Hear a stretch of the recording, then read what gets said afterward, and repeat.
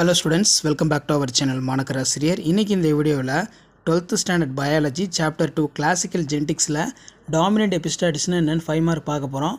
புக்கில் வந்து பார்த்தீங்கன்னா book back question 32 describe the dominant epistatis with an example. So dominant epistatis first வந்து இது dominant epistatis எதுக்கு எக்ஸாம்பிள்னா இன்டர்ஜெனிக் இன்ட்ராக்ஷனுக்கு தான் வந்து இது எக்ஸாம்பிள் சரிங்களா.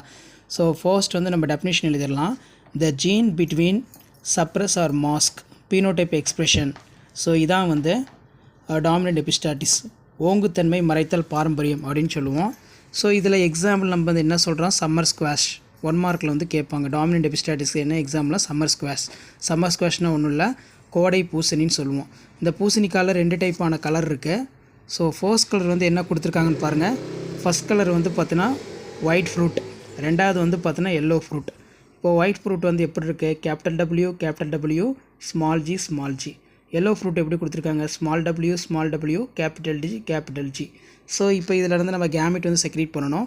ஃபஸ்ட்டு கேபிட்டல் டபிள்யூ எடுக்கிறேன், ஸ்மால் ஜி எடுக்கிறேன், இங்கே ஸ்மால் டபிள்யூ எடுக்கிறேன், கேபிட்டல் ஜி எடுக்கிறேன். ஸோ இப்போ செல் ஃபீட் கலப்பு நடக்குது. Capital W capital G small G.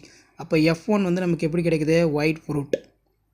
So white ஃப்ரூட்டும் yellow ஃப்ரூட்டும் cross பண்ணுறோம். கிராஸ் பண்ணும்போது நமக்கு என்ன கிடைக்குது, ஒயிட் ஃப்ரூட் வந்து பார்த்தோன்னா கிடைக்குது அப்படிங்கிற மாதிரி வந்து நமக்கு வந்து கொடுத்துருக்காங்க. ஸோ இந்த கொஷின் வந்து பார்த்தோன்னா ரொம்ப முக்கியம். 5 மார்க்கில் அடிக்கடி வந்து பயாலஜி ஸ்டூடெண்ட்ஸ்க்கு வந்து கேட்பாங்க. இந்த கொஷினை கொஞ்சம் நல்லா ரிவைஸ் பண்ணிக்கோங்க. ஸோ ரேஷியோ நான் ஒவ்வொரு இதுக்கும் அப்டேட் பண்ணிகிட்ருக்கேன். ஸோ ரேஷியோவும் வந்து கொஞ்சம் நல்லா பார்த்து வச்சுக்கோங்க. ஒயிட் ஃப்ரூட்டையும் எல்லோ ஃப்ரூட்டையும் நம்ம கிராஸ் பண்ணும்போது நமக்கு ஒயிட் வந்து கிடைக்குது. இப்போ F1 கிடச்சிச்சில்ல, அதை வந்து மல்டிப்ளை பண்ணுறோம். மல்டிப்ளை பண்ணும்போது எப்படி கிடைக்கும், ஸோ நீங்களே வந்து பார்த்தீங்கன்னா சொல்லலாம். மல்டிப்ளை பண்ணுறோம்.